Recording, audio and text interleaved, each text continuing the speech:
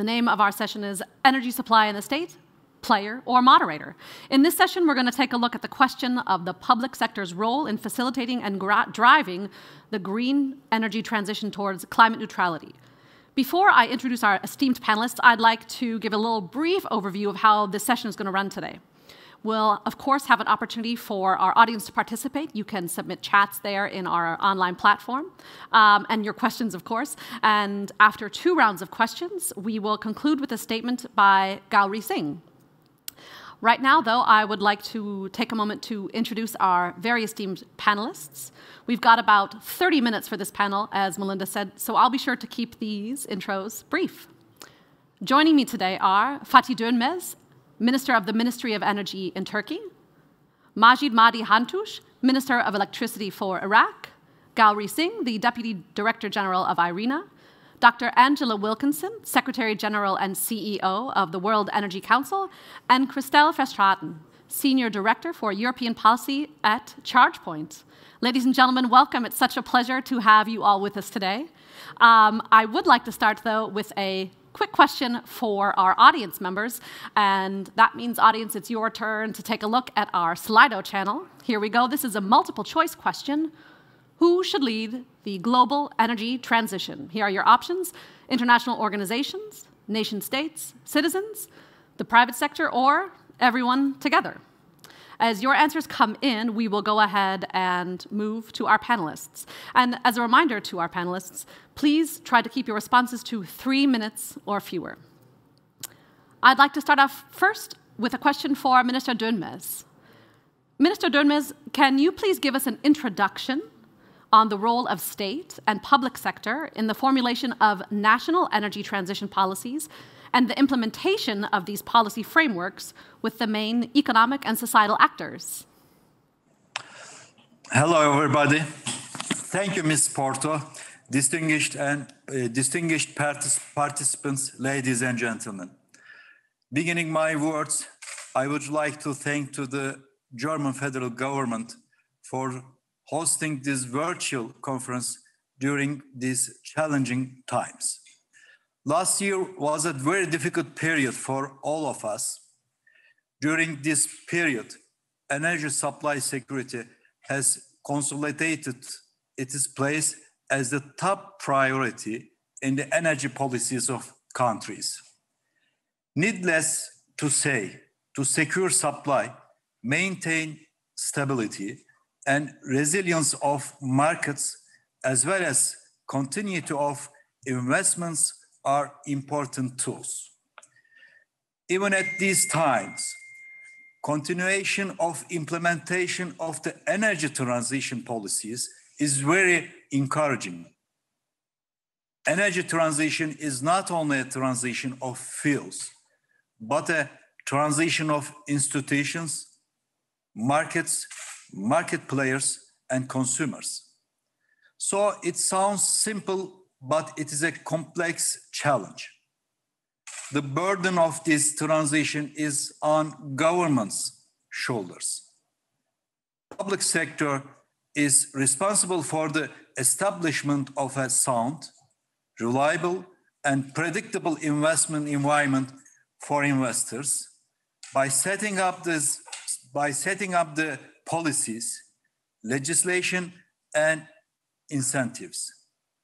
According to the needs and priorities, with this regard, our 3-part approach consists of enable, innovate, and communicate. First one is enable.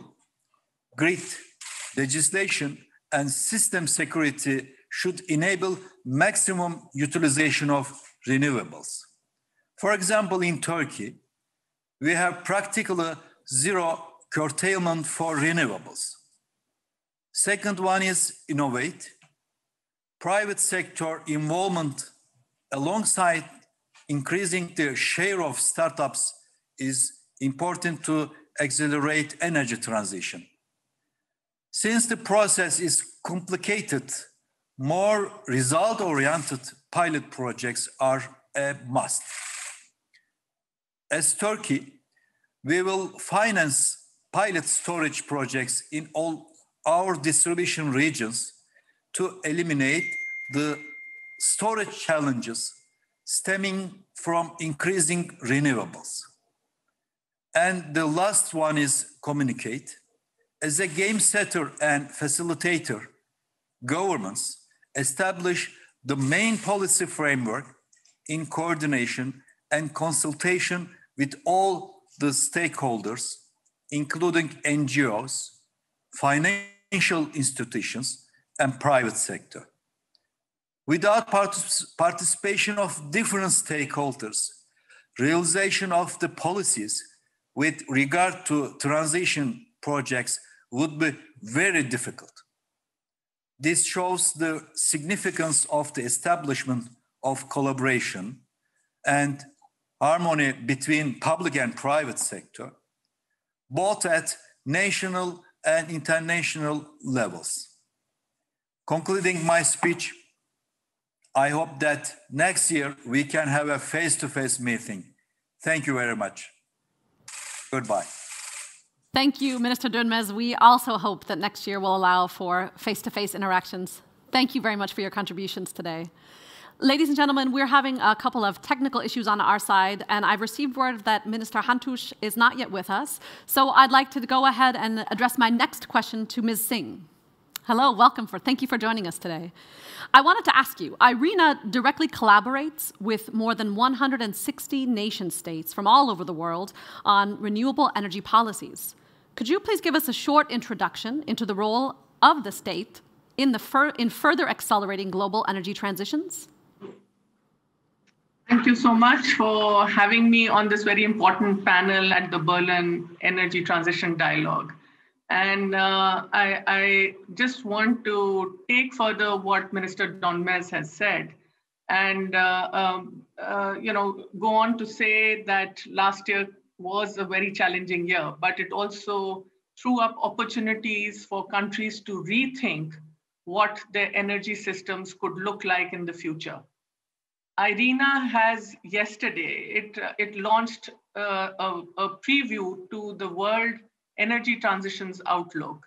And one of the things that we've said there is that there is a very short window of opportunity, but energy transitions are happening, they're unstoppable, and they are possible with the technologies that are proven technologies and are also technologies which are cost competitive. Now, if I look at some of the findings that we had in from this report, and I'll just spend a minute on it. 90% of the decarbonization by 2050 will involve renewables through low-cost power, energy efficiency, electrification, bioenergy with CCS, and green hydrogen. So what we do see is that although the window of opportunity is really tight and small, but there are proven technologies with us that can help us move along this path that would keep the temperature rise to 1.5 degrees and also allow the world to reach carbon neutrality in 2050. Now, how are the states involved? So this is not, as the minister pointed out, it's a very complex issue of coordination, and also what we look at governments, these are not monoliths. These are a complex structure of multiple institutions which all behave very differently. So unless the government send a very strong signal which allows the private sector to know that all the pieces in the coordination are actually coming together as a whole, the investments don't unlock. And if we are to move on this very, it's an ambitious pathway, but it's doable. It needs to unlock investments to the tune of almost 4.4 trillion US dollars on an annual basis. And if you're looking at where we are today, we have investments of about 1.8 trillion. So it's really doubling or more than doubling. So these are things that are only possible with the right signals coming with aligned policies and regulations, which can unlock the markets and strengthen the flows that are already happening in the financial sector that we saw last year, where the clean energy stocks are obviously doing well. So there is a momentum that's created, and with the right signals and the policy initiatives, it can actually allow us to move more rapidly into the energy transition for the countries. Thank you. Thank you, Ms. Singh. Some interesting news from IRENA's Deputy Director General. I'd like to turn now to Dr. Wilkinson. Dr. Wilkinson, the World Energy Council has membership in nearly 100 geographies and produces a number of well-known insight studies and reports. What can you tell us today from recent conversations that you've had with your membership and your field data about the pace of the energy transition?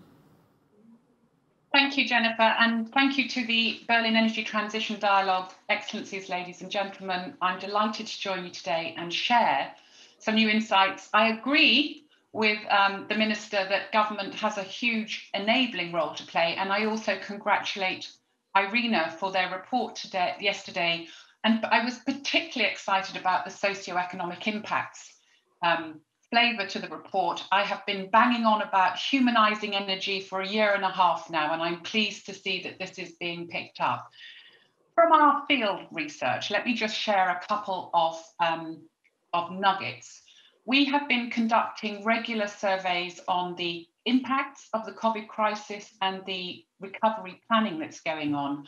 Our most recent survey of the COVID-19 reveals that there is a big gap between what customers are doing and what customers need to be doing to enable successful global energy transition. So this brings us down to the challenges of regulatory policies, which are not just coherent, but also involve people and the impacts of people in transition.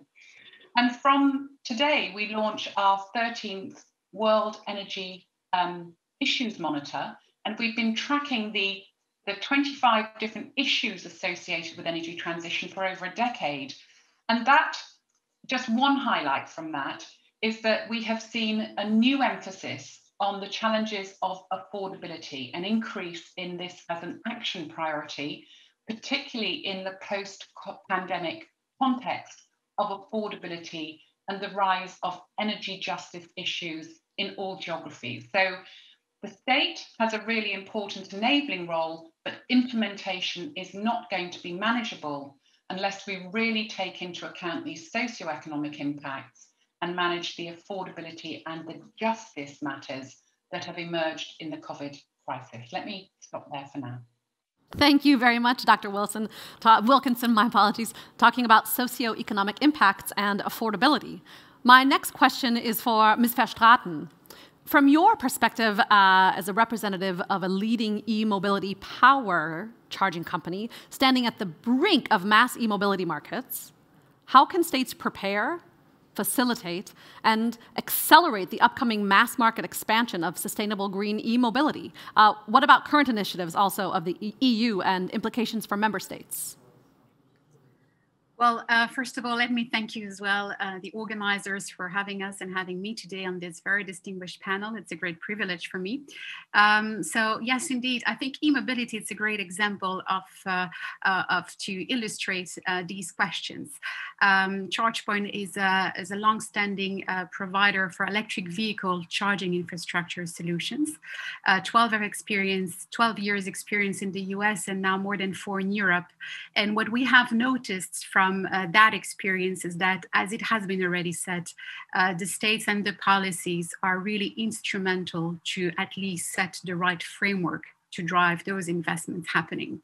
And since these days with this conference, we're really trying to articulate how the energy transition should happen, I think starting from the beginning, the state can really help to implement the right market designs to provide the electricity supply, and in particular, the renewable and the green electricity to power the cars, first of all, but also setting the right legislation and the right mandates to provide the vehicles on the road. I think to your second question, in Europe, we have a very good example on how, for example, the CO2 standards regulation for the new vehicles, for the cars, but also for the heavy duty, has really helped to for the car industry to deploy and develop the models which are now becoming available and more affordable also for everyone. So I think this is a very good example, but without that, it would have been a little bit more difficult to understand how the market would evolve and get the predictability of this market. And last but not least, looking more at the deployment of the charging infrastructure network.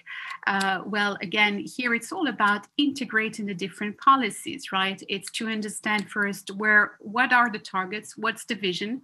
I think, again, the European Commission, in our case, has given a very clear mandate about the decarbonization of transport, setting up targets to deploy the charging network.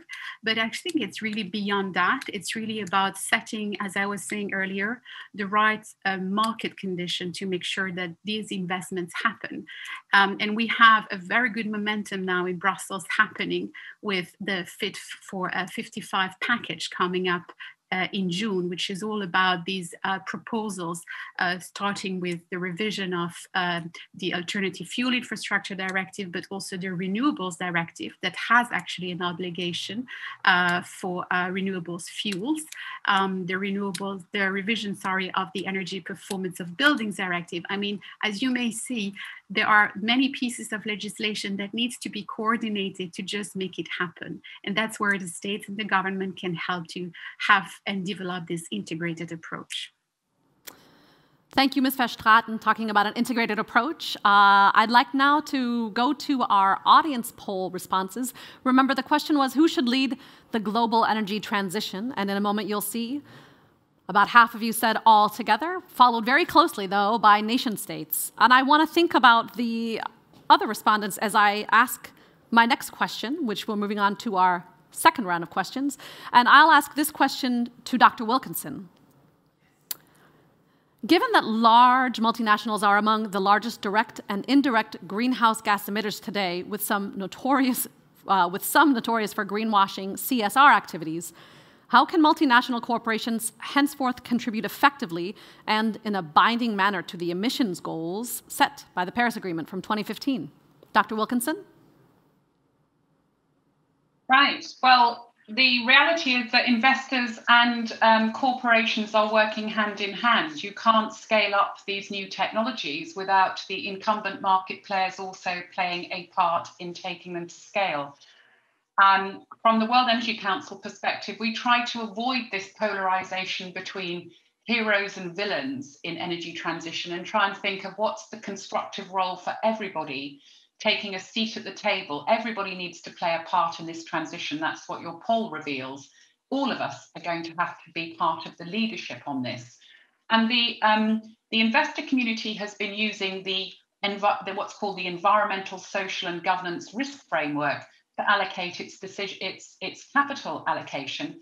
But it's also important that governments play a role on behalf of the public sector here, because we know that capital markets can focus on short-term returns, and we really do have to ensure that the infrastructure that is required to support all the activities for the energy system is effectively planned for and paid for in a way where there's a fair sharing of who benefits from the new or existing infrastructures and who is being stranded or losing from the change in the system, and the state needs to play a role in that. So I wouldn't see it as a good versus bad. There are no winners in the race to zero. We've got to get billions more people with the energy for livelihoods, lifestyles, and even luxuries. And as your poll shows, we all can play a part. Play a part. Thank you very much, Dr. Wilkinson. I have another question for Ms. VERSTRAETEN. My question for you concerns the adoption dynamics by multinationals in the sector of e-mobility. So what is your experience so far, and what are the expectations for corporate car fleets and e-logistics? And furthermore, how can states dramatically accelerate the adoption of e-mobile lifestyles by the younger generations? And I'm talking about more than just those e-scooters you see out on the streets. Oh, sure. Well, first, on your first question, yes, definitely, we do see really an uptake of the market at the different use case level, I would say. Certainly at fleet and logistics level, also because on top of contributing to decarbonization of the transport target, it also makes sense economically, right? I mean, particularly for that segment. I mean, if you consider a fleet of vehicles, either last mile delivery or larger truck, but even probably TNCs, they all have very different patterns of behavior of using the cars or the vehicles. But at the end, there is always a certain time and moment when these vehicles needs to charge, and potentially also becomes a source of flexibility to the energy system that can be rewarded with the right electricity market design in place. And so either it's a way to just manage the load in terms of integrated more renewables, for example, but it can also become a storage capacity and potentially re-inject part of that electricity into the grid. So I would say that there are many advantages for the fleet sector and the logistics sector to turn to electromobility. And it's all about, again, having the right framework in place to make sure that it's just easy to implement. Maybe a very last word regarding the deployment of the charging infrastructure, because it all goes hand in hand. It's important indeed to really address the user needs and the charging patterns. Otherwise, you might get it wrong, and therefore it's not worth trying it.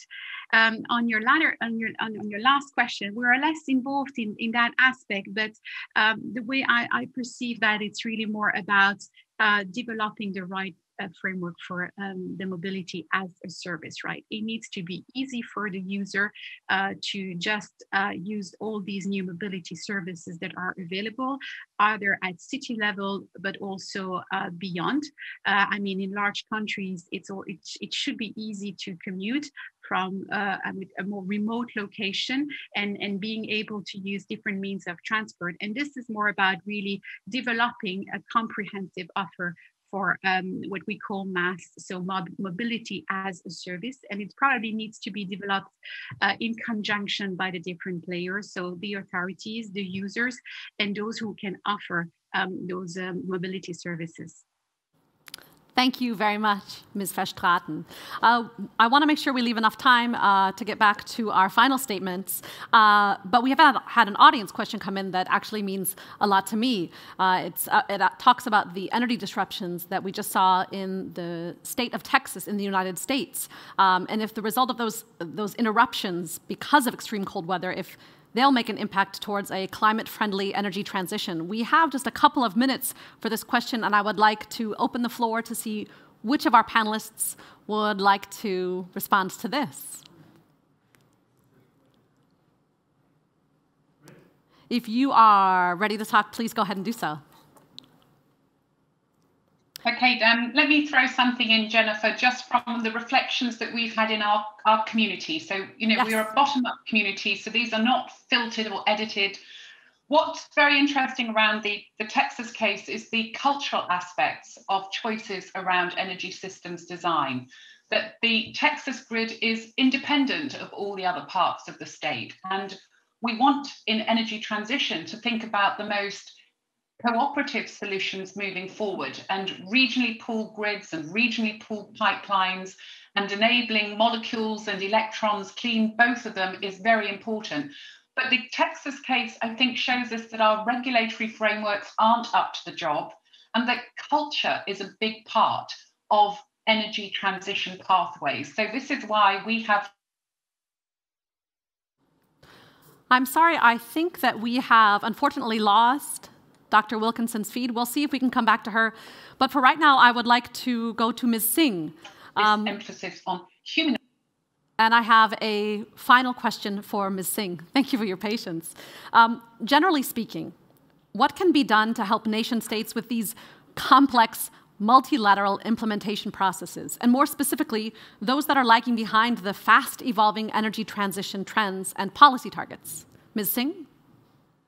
So, you know, as we've just heard, energy transition is not about just having the transition happening in technology or in terms of the planning and projections. It's also a social transition, a social dynamic that comes into play when we're talking about energy transition. Our analysis has said that we have almost 30 million workers in the coal segment, for example, which when we look at the coal segment going down, we definitely will have issues around how to reskill them and how to help them adapt to the new circumstances. So there are a variety of very complex issues that need to be dealt with. And I have seen in my experience, when you get policymakers together, and we see it regularly happening at the IRENA Assembly, and have them actually speak to each other about their experience, that's when the maximum learning happens. It allows the policymakers to understand that they're not alone in this very complex set of events, and also allows them to understand what are the ways that other countries have actually been able to overcome them. IRENA, on its part, does look at documenting these best practices, and there are many other organizations that also do excellent documentation on these. So that, apart from that, I also think what's important is strengthened regional cooperation, because there is, you know, the disadvantages in one country can be offset if you look at a more regional kind of a setting for implementation of energy transition to come together. And also, I think what's important is to strengthen the risk mitigation, multilateral mechanisms for risk mitigation, because that's very critical as we move to start walking the path that is ambitious but clearly doable. Thank you very much, Ms. Singh. So policymakers aren't alone, and let's look at how other countries have done it, and that's what we'll be doing also later on today in the second day of the BETD. At this point, I'd like to thank my panelists, Ms. Singh, Ms. VERSTRAETEN, and Dr. Wilkinson, and of course to Fatih DÖNMEZ, and our apologies to Minister HANTOUSH, who wasn't able to join us today. Thank you all so much for joining us.